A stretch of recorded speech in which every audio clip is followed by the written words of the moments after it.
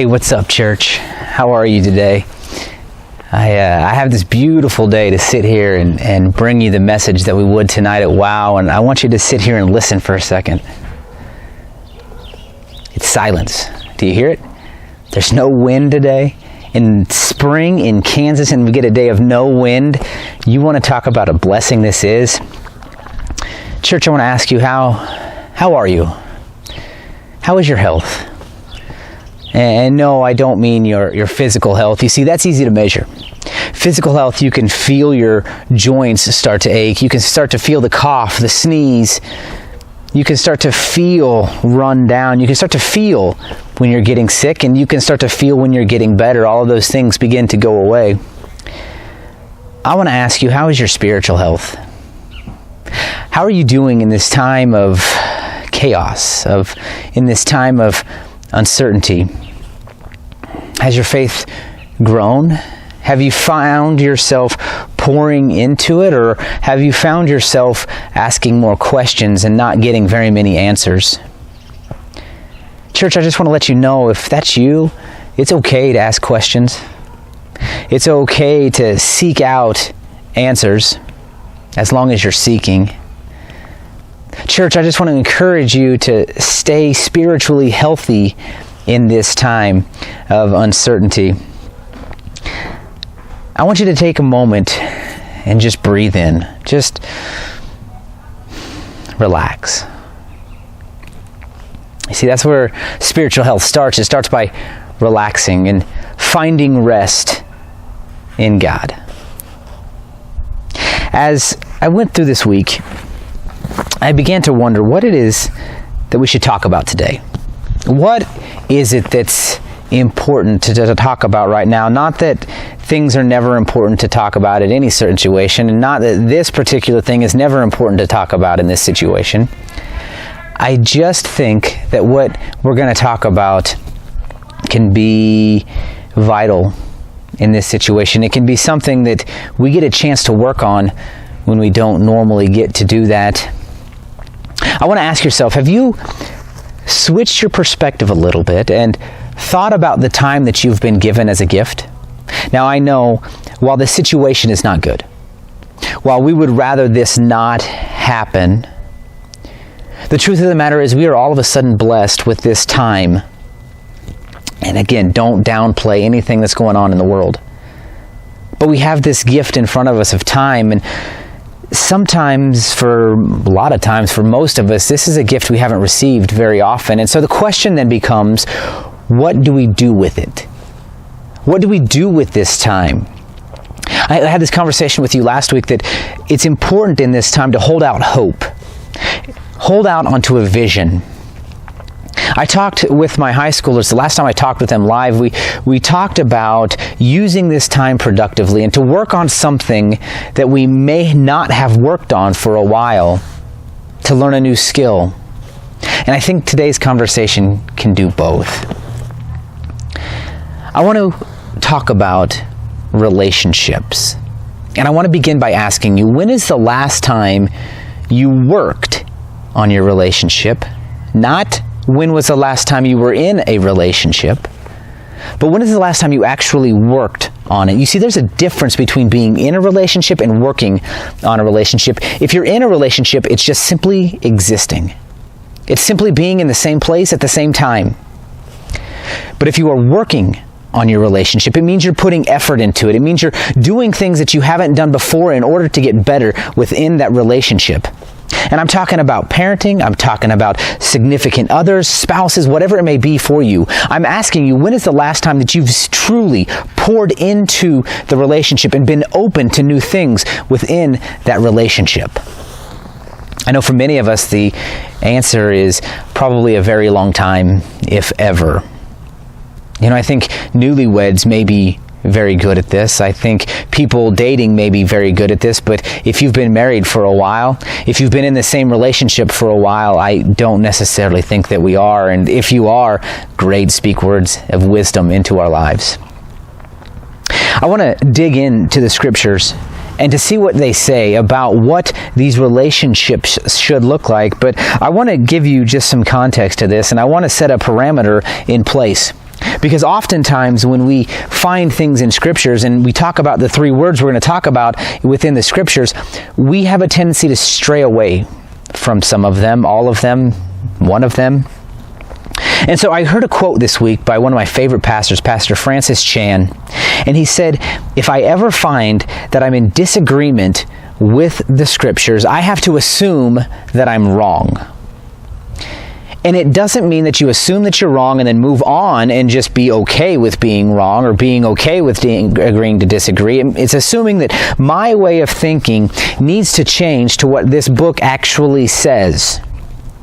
You see, we're going to talk about three words today within relationships: submission, love, and shepherding. That first word, submission, is almost a turnoff. I can hear people now clicking stop on the video, and I hope that's not you. Stick with it, because we're going to talk about what submission is, and we're going to talk about what submission isn't. You see, this idea of submission is one that gets completely blown out of proportion. We're going to talk about what Peter and Paul both wrote in here, and men, this is your challenge. This is a calling out of your way of thinking. Because both Peter and Paul say, wives, submit to your husbands. Submit to your husbands. It's the very first line that they write. And automatically I can start to see the husband's chest puffed up a little bit, like, did you hear that, honey? I'm right. Honey, you have to submit to me, and you have to follow me. You have to do things my way. Men, settle down a little bit, because that's not what submission is. Let's begin to understand what submission is not. It doesn't mean that the wife is a weaker vessel. It doesn't mean that they don't know what they're talking about. It doesn't mean that they are any lower in value than you are. It doesn't mean that they don't have knowledge and wisdom to pour into the relationship. Submitting doesn't mean that you're laying down who you are to become who someone else is and who they want you to be. Submission doesn't mean you don't get to stand on your own 2 feet. Submission doesn't mean you don't get to have input. Submission doesn't mean that you have to be this ever-being doormat. Submission doesn't mean that you don't have your own spiritual walk. Submission doesn't mean submitting to things outside of Christ. You see, this word submission often comes with the idea that I just have to give everything up. I have to be this person that somebody else wants me to be, and I don't get to be my own person. I don't get to grow on my own. I don't get to have my own dreams. I don't get to have my own things that I want to do. I don't get to go my own path. The simple definition of submission in a biblical sense is that when we can't agree on something, I'm going to let my husband decide. And I know that goes against everything that seems to be what culture teaches now. That seems to suggest that, wives, you have no say-so in the relationship. But that's not what it means at all. You see, if the husband is doing his job, submission will be a form of love. And we'll get to that one in just a second. For the wife, we're going to go to 1 Peter 3. And it says, in the same way, wives, submit yourselves to your own husbands, so that even if some disobey the word, they may be won over without a word by the way their wives live. When they observe your pure, reverent lives, don't let your beauty consist of outward things like elaborate hairstyles and wearing gold jewelry or fine clothes, but rather what is inside the heart, the imperishable quality of a gentle and quiet spirit, which is of great worth in God's sight. For in the past, the holy women who put their hope in God also adorned themselves in this way, submitting to their own husbands, just as Sarah obeyed Abraham, calling him Lord. You have become your children when you do what is good and do not fear any intimidation. If you don't know much about Sarah, you should know that she had her own relationship with God. Sarah was a very, very wise woman. She was a strong woman. She spoke what she wanted. She spoke the truth, and she handled matters in strong ways. She walked step by step with Abraham every step of the way. But this says that Sarah submitted to Abraham. Sarah was glorified by God because of this submission. You see, submission is not simply to the husband for submission's sake. Submission is submission to the husband for God's sake. Did you catch what Peter said here? He said, you do it in a way that if your husband is an unbeliever or doubts or walks outside of the will of God, your submission and the way you carry your life through that submission will bring him back in alignment with God. That is a huge, powerful call on your life. It's not saying you are responsible for his walk. It's not responsible for keeping him in line. But you have a way of bringing him back. You have a way of showing Christ to him that nobody else can. Through submission and the laying down of your life, you are setting the example for him of what Christ looks like. Submission does not mean that you're weak, but you say, well, Peter right here says that I am weak. But that's not what Peter says at all. What Peter is saying is that husbands are to look at you in the same way they look at a very valuable vase, per se. A very valuable piece of art. Something of great worth. Something of great fragility, if that's even a word. Think about a valuable vase. You would handle it in such a delicate way to take care of it, to protect it, to not let anything happen to it. When you move it, you don't move suddenly and jerkily and no vision with it, but you place it properly. You study it to make sure it is where it's supposed to be. You make sure that it's protected, it's cared for. You don't let rust and water and things that get on it that aren't supposed to be on it. You see, that's what Peter is saying. He's saying that husbands are supposed to view their wives as being weak in this sense, that I don't want to drop you and break you.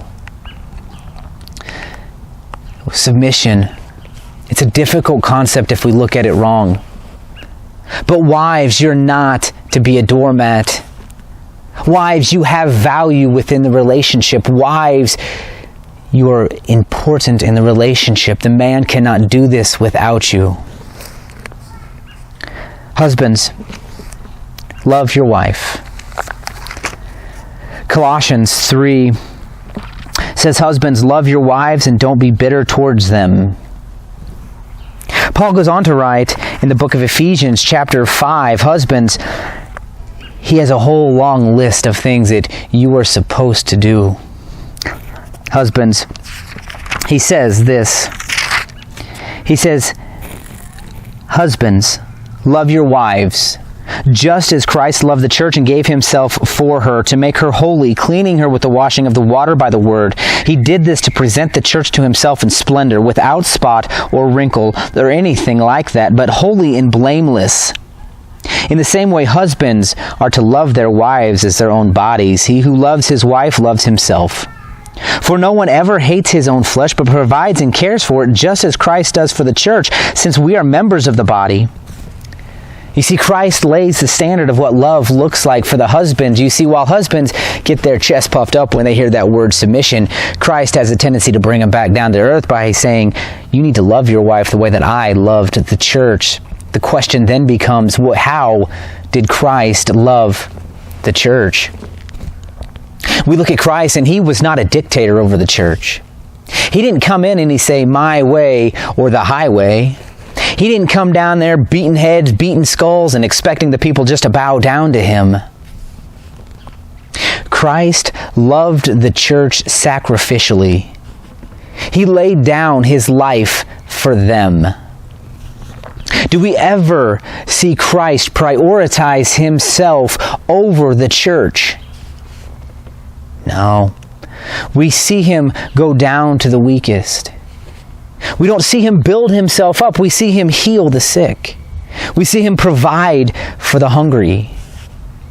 We see him go to them with empathy and with love. Husbands, we're to love our wives the exact same way. Let me ask you something, husbands. When was the last time that you prioritized your wife over yourself? Some are better than others, admittedly, but oftentimes we begin to get this idea that it's about me, and I'm the leader of this family, and you are to just simply follow. Husbands, did you know you're supposed to be third in line? Did you know that it's supposed to go God, and then your spouse, and then you? Well, how do we know that? Good question. Paul lays the standards out in the book of Ephesians. He says we're to make our wives holy. We're to separate our wives, to cleanse her, to make her apart, higher than us. That word holy means separate, to elevate above us. Husbands, we're not to make ourselves better than anybody. It says that we're to cleanse her with the washing of the water and the word. Husbands, when was the last time you prayed for your wife? When was the last time you prayed for your wife, with your wife? When was the last time you reaffirmed her in her giftings, in her strengths? When was the last time you built her up and spoke over her blessings? He says that one day we will present her.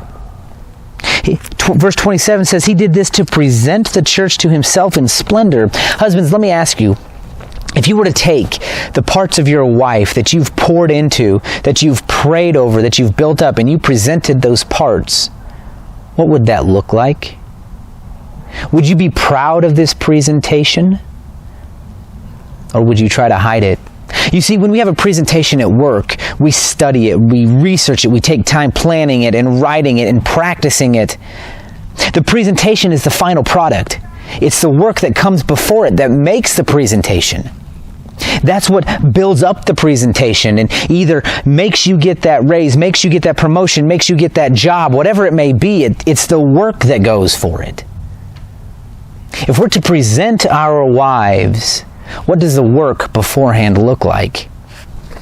Present your wife. You say, well, I don't know how to wash my wife with the word. Oftentimes the wife will be more scripturally sound with the husband and it'll fear the husband away. But you remember that idea of submission? Think of this submission idea as this way. The wife could be a semi, and you could be a little Ford Fusion. I know you don't like the picture, and I know it might make your manhood into question, might bring it into question and make you feel small. That's not where I'm going with this. You say, how can I wash my wife with the word and be the leader of her spiritually if she knows more than I do? If there's two vehicles coming head on, one is a semi, one is the Fusion. Yes, men, you're the Fusion. And the semi decides it needs to turn left. It doesn't turn left because it's bigger. It doesn't get to go because it could smash that Fusion right out of the way. It stops and it submits the right of way to the Fusion. You see, submission is a form of stepping aside so there's no conflict. And if your wife does that, you can go by without conflict and you can lead, even if she's bigger than you, even if she's stronger than you spiritually.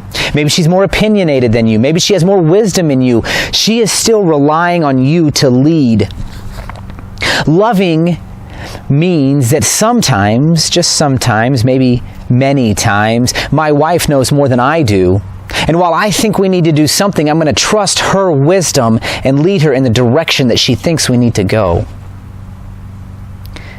Loving is so much more than saying the words.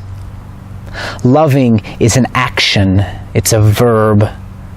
Husbands, we're to love them as Christ loved the church. Now, how do we love our children? There's one word that comes to mind when we think about loving the children, and that word is shepherd. Shepherd. The question becomes then, what is a shepherd? We often think of a shepherd as this person that's just hanging out with the sheep all day.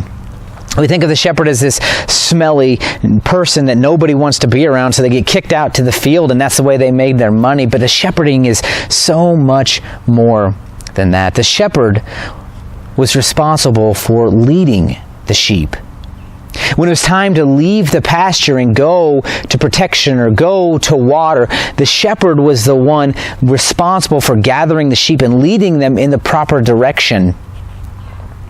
The shepherd was responsible for watching over them while they were in that place. The shepherd could not force the sheep to drink. He could simply lead them there and then watch over them as they did so. We'll get to that in just a minute. The scripture says that they're to count the sheep. It says that if you have 100 sheep and one is gone, they go looking for that. They are to count their sheep and make sure that none go astray. You know, I think about this idea of the prodigal son. And the father had 2 sons. The one went astray, but the father never stopped counting. He never stopped looking for that one lost sheep. We have the responsibility to never lose track of our kids, even when we can't see them. To look for them, to pray for them when we're not in their presence, to make sure that they're covered spiritually. We're to count them. This idea of shepherding, as I read, also said that they shepherded not only sheep but goats. And I found this very interesting. You see, sheep in Scripture were the ones that would be led to the sacrifice. The sheep were the ones that would shed their blood to make atonement for our sins. It doesn't say much about goats. I went right back to this idea of the prodigal son with the father. You see, they had the one older son who stayed and obeyed the father, and I thought of him as the sheep, the one the father could be proud of and could elevate and could trust the family business to. But then you have the younger sheep, the goat, the one that went astray, the one that when people asked, well, how is little Johnny? He might try to cover up Johnny's whereabouts or his doings. Well, he's doing fine. The goats are the ones that are hard to parent, the ones that are hard to cover in the relationship. The goats are the ones that go astray, the ones that we may not be proud of their actions. We're still called to shepherd them. We're called to pray for them, to treat them with love. We're still called to protect them and to lead them in the direction that we best possibly can. It doesn't matter what direction they go. We don't get to abandon them. It says we're to train the children. You see, the shepherd would train the sheep to know his voice. Go to YouTube and watch this on video. You can actually see this old man and this child, and they go to this pasture of sheep, and the old man tries to call out to the sheep. And he can't get him to move. And then the boy steps up and he says, let's go, sheep. And all of a sudden the sheep come to him. The sheep were trained to know his voice. Scripture actually says that the sheep will know my voice. Our children are supposed to know our voice. They're supposed to know our presence. We're not just simply to be present in their lives, we're to be present with them. We're not to simply be present in the room, but they are to know our voice through instruction, through guidance, through the Word. We're to be a presence in their lives to help train them and raise them up.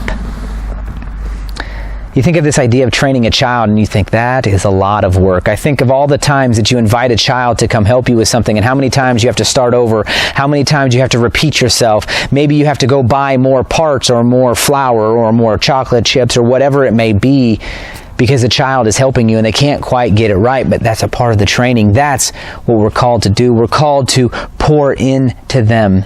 We're called to be patient with them, to treat them with love and gentleness, even when our patience are being tried. Scripture says that if you do these things, when they grow old, they will not depart from us. This means we have to take the time to pour into that relationship. It's amazing that we have this conversation. Every Wednesday morning I meet with the men, and it never fails. Sometime, at some point in that conversation, what I want to talk about on Wednesday nights gets reaffirmed. Never fails. This morning was no different. We were talking about where we were at and leading our families through this situation and leading employees and things. And one man says, for the first time, we get to sit down at the dinner table and we get to have conversations and we get to spend time together without being rushed to a practice or to an activity. He said, I get to pour into my children's lives. And he said, I haven't had that for a very long time. Pouring into your child's life may mean saying no to things. It may mean putting off something you want to do in order for their betterment. I told you, we men, we aren't first in line. We have priorities above our own interests. Pour in to them, disciple them. This word disciple always brings questions. Well, what happens if I don't know what I'm doing when I'm supposed to disciple them and raise them up in the ways of the Lord? And to that I say, that's okay. Let them see you struggle with it. Let them see you search out the answers with it. That's part of training, is to understand when I don't have the answers and to seek it out. Walk with them as you learn these things together and you adapt these things together. The important thing is that you move together. We often have this idea of parents that we have to put on this perfect place, that we can't let our kids see us struggle. We can't let them know our problems. And to that, I tell you, that's wrong. This is one area that you can walk side by side with your children in. So what do we do with all of this? It sounds like a lot of work. It sounds like a lot of effort. It sounds like a lot of places to fall down. And I want to give you a resource that's going to help you with all of this. And I'm sure some of you have heard about this, if some of you maybe have read this, but there's a book by Gary Chapman. It's called The 5 Love Languages. And he talks about the different ways that people feel loved. And there's this stark contrast in the way that everybody as an individual feel loved. I want to give you an example. Early on in our marriage, I would buy things for Susan because I thought she would love them and appreciate them. And not that she didn't appreciate them, but when I would give them to her, it was never the response that I hoped for. It was always this, oh, okay, well, great, thanks, appreciate it. But then when she wouldn't wear the jewelry or she wouldn't use the thing I gave her, it was really kind of hurt because I thought that's the way that she would feel love.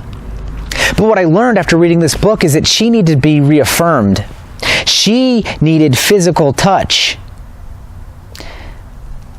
Her physical touch is her highest love language. You want to know what my bottom one is? Physical touch. That means that I have to make sure I try to accommodate that part for her because that's the way that she feels loved. If you ever watch this in church, it never happens. To this day, I'm still terrible at this, but there's always this church scoot, as I like to think about it. So here's the way it goes. I'll sit down in the pew, and she'll sit down first, and then I'll sit down, and I've got my comfort zone, my personal space, my bubble, and you'll see her look at me and give me the little nudge.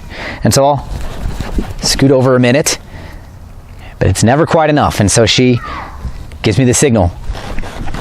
Until finally we get close enough that she's comfortable with, because she feels secure in that. She feels love in that. We first started studying this in a small group we were a part of, and we talked about physical touch, and we talked about it on a Wednesday or Thursday, whatever day we were meeting. And the very next Sunday, we had a member of our small group behind us. And I really was trying to adapt my ways to make her feel loved. And so I put my arm around her. And what does she do immediately? She scoots way in close and she snuggles in. And then I start to hear this giggling behind us, this laughing, because these guys knew exactly what was going on. But you see, with these love languages, it's not about the way that we show love. It's about the way that your partner, your children, receive love. You see, with my low level of physical touch, I have to make sure to put my arm around her, to hold her hand, to sit close to her, to give her a hug in the morning, at night, randomly throughout the day. I have to adapt how I show love to meet where she's at, and she likewise does the same. And I wish we could say we do it all the time, but we don't. But at least we recognize it. And I can tell you that when we found this out, it was a game changer for us. I'm going to post a link in the comments to the 5 Love Languages quiz, and I want to encourage you to go take that quiz. Over the next 5 days, starting on Thursday, I'm going to be releasing a short teaching over each one of the love languages about what it is and what it's not. You see, you've been blessed with this gift of time. I can't think of anything better than to work on your relationship with your family in this time. Learn how they receive love. Begin to recognize how you show love, and then see if you can't get the two to merge. Begin to adapt to make them feel loved and important. It might mean you have work to do, and that's okay. Remember at the beginning of this, we asked you, when was the last time you worked on your relationship? And so I want to give you some tools to do just that. Church, it will take work. But I can promise you that if you will do these things, you will come out better on the other side. Wives, submit to your husbands. Husbands, love your wife. Parents, shepherd your children. Church, take a moment and just breathe. God does some beautiful things. God is still here. Get outside and enjoy what He has given us. And church, go and be the hands and feet of Christ. Church, have a beautiful day.